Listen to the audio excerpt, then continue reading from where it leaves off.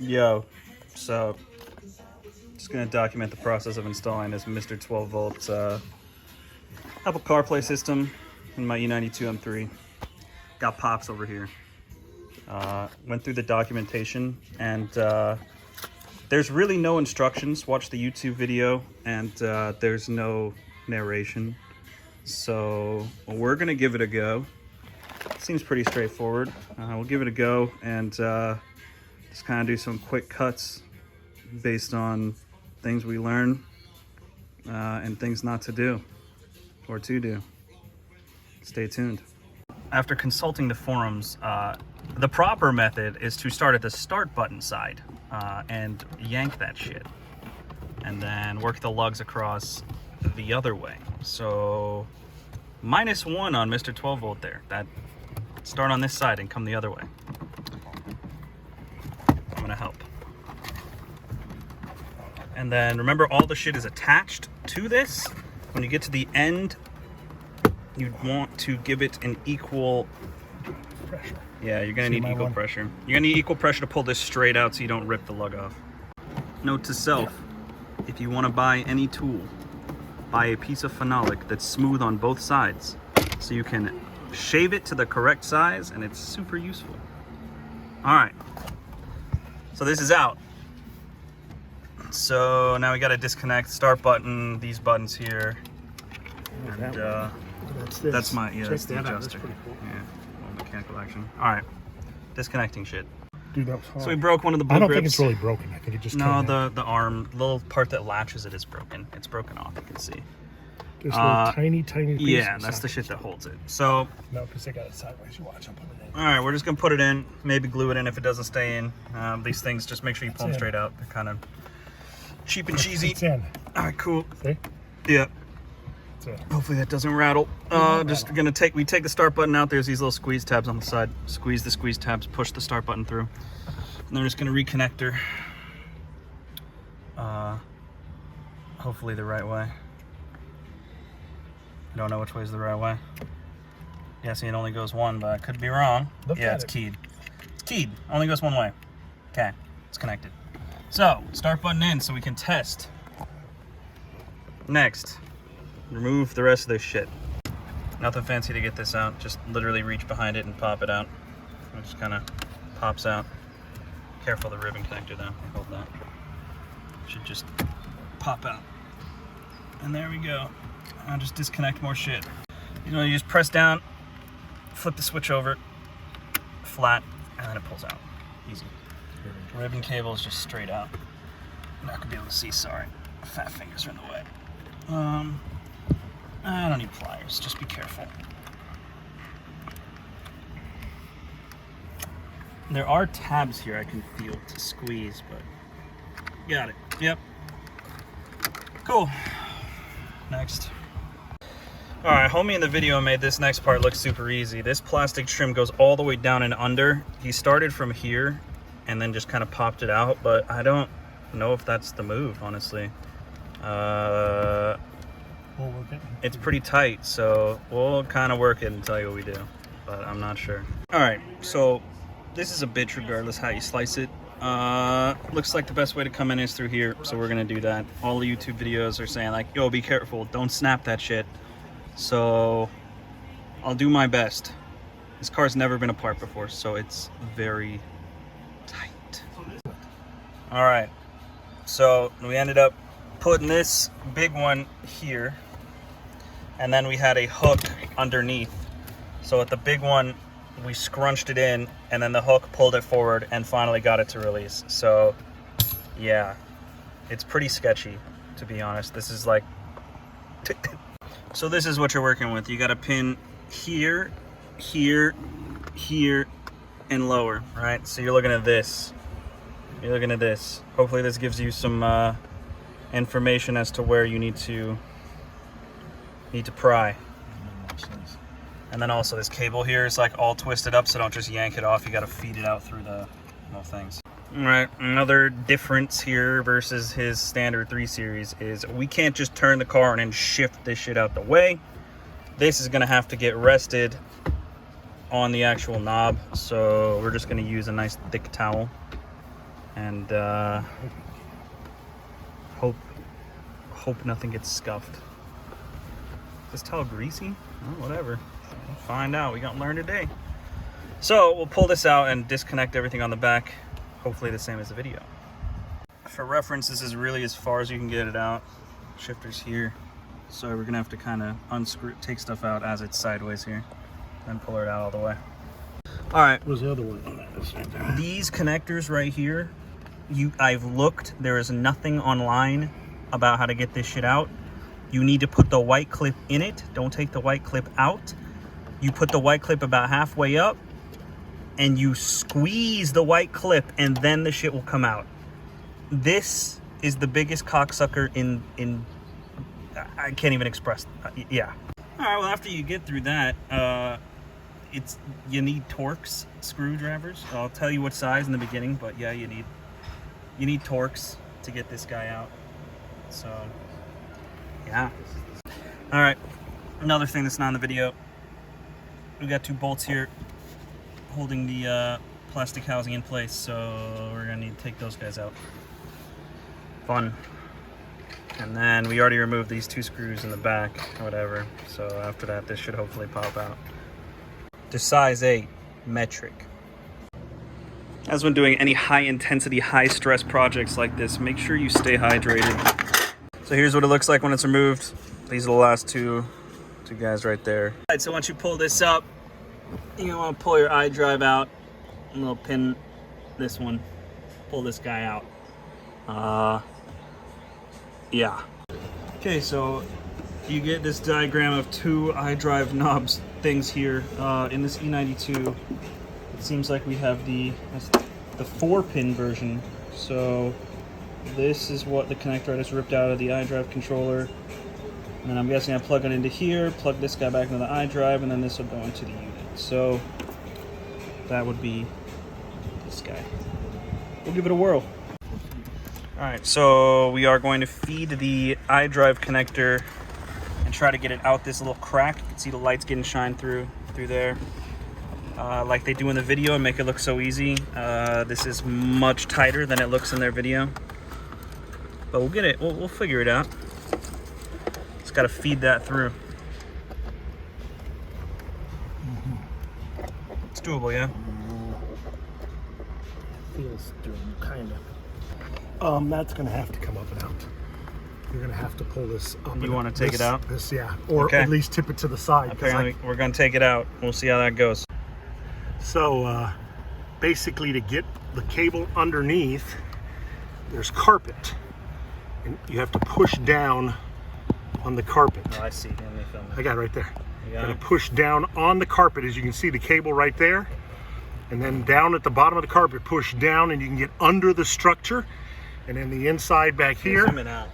And the inside back here, you'll be able to feel your connector come through. That's the only way to do it. Nice.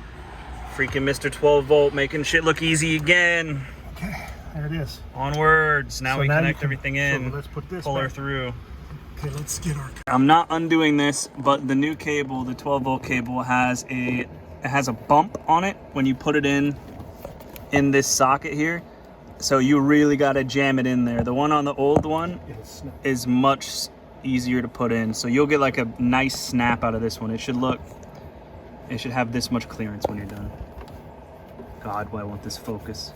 It should have this much clearance. If it doesn't have that much clearance, then keep pushing.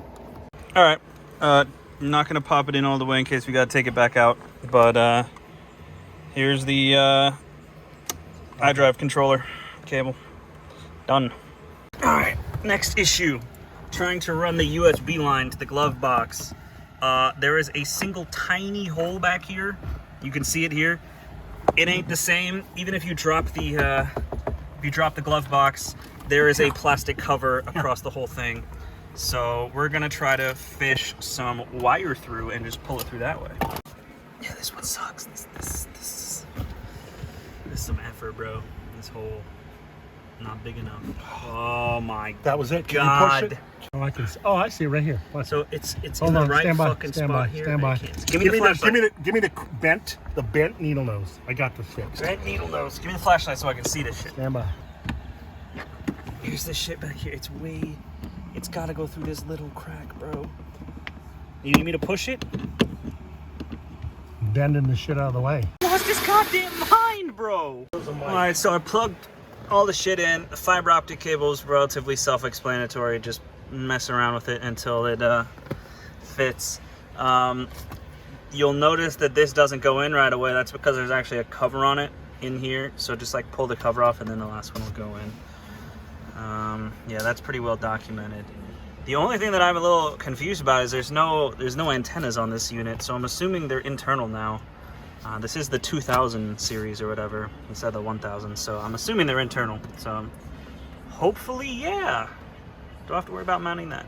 Alright, so for the microphone, we went through this little pocket back here, the 3.5 millimeter, and clipped it right there.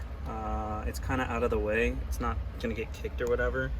Hopefully it sounds decent, but yeah, that seemed to be the best spot for it. Alright, so here's the plan, boys. We got 2 pieces of acoustic foam that we've taped together in like a little taco shell here. We're going to slap that baby in there and then jam that shit around the corner in here, right? Around here. And then maybe, you know, gorilla tape that shit and then keep it back there. And that's the plan. Let's see how well we can execute.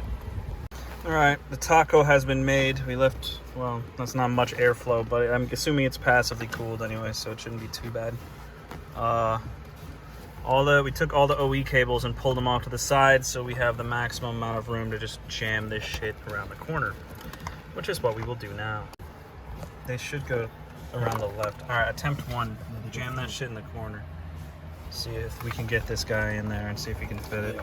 All right, well, looks like we're okay. We routed it up and over. Right behind there.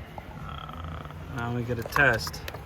Well, it seems to be okay, but we got to code the 7 CD switcher mode now, so off to Bimmercode. Okay, and just like that, boys, it's installed. I'm definitely in the same place, and it's the same day. Nah, for real though, my Bimmercode reader was broken, so I had to order a new one. So it's been a couple days, man. The flickering is just the camera effect. It's just the refresh rate of the screen not matching the camera. It is crystal clear in real life.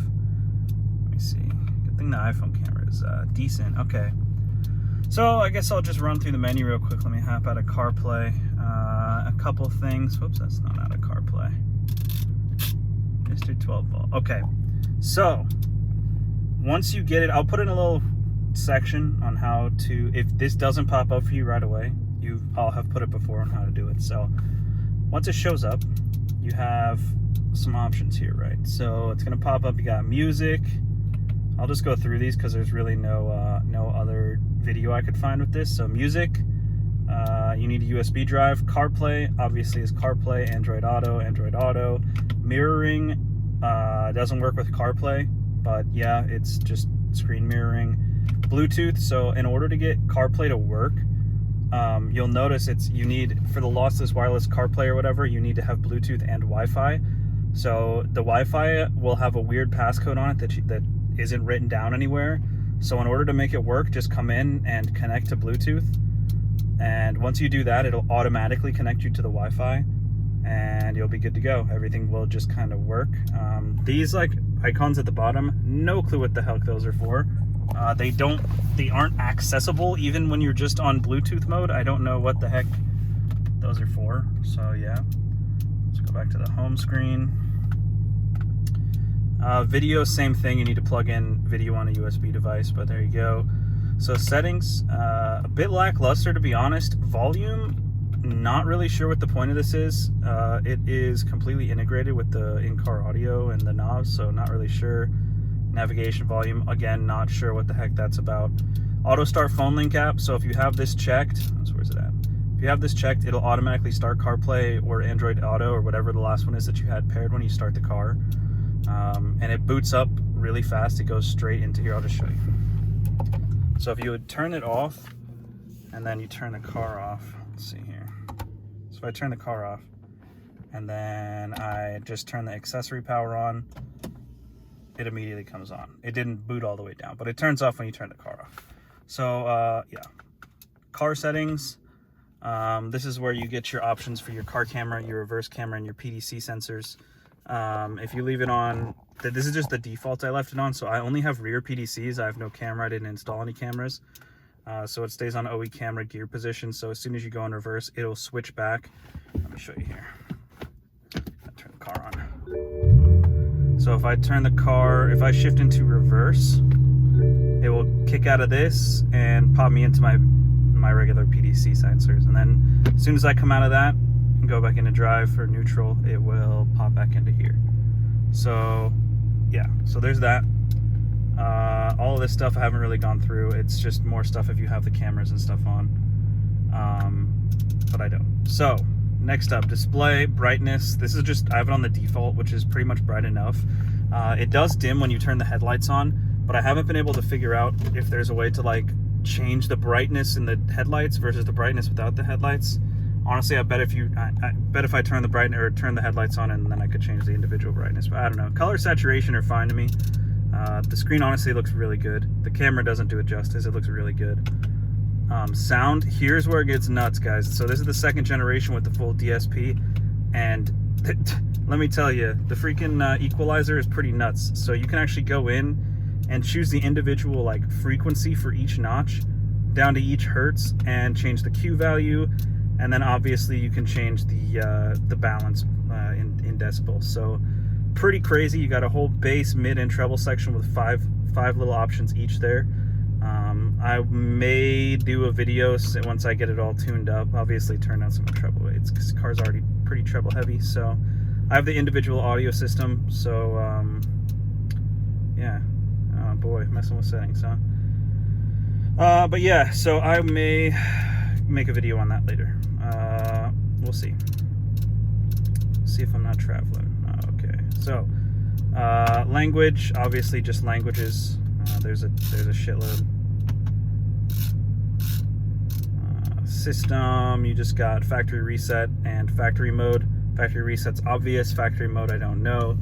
Here's a software version. You might have an update. Not sure. But that's pretty much it, guys. That's all the menus. And everything OE still works totally fine. So if I just press the menu button, it'll take me back to the OE stuff. You can still use like your connected phone and stuff with it plugged in. Just plug it in normally and navigate to it. And if I press the media button, it'll take me right back to here. I haven't coded out the assistant, the BMW assistant yet. I will be doing that later. And then it should have Siri activation when I press the button. So yeah, nope, not Android, CarPlay. There you go. So yeah, there's CarPlay. And everything works as you'd expect. It's full CarPlay. The stereos, actually, the quality is fantastic. The clarity, I'd say, is better than it's better than the OE individual system. But again, I have to mess around with the settings and try to get a good tune in here. But so far, really impressed. All right, well, obviously, you can't record and play music through CarPlay at the same time. Who'd have thought? But trust me, the audio quality in this is, the clarity wise, it's better than stock.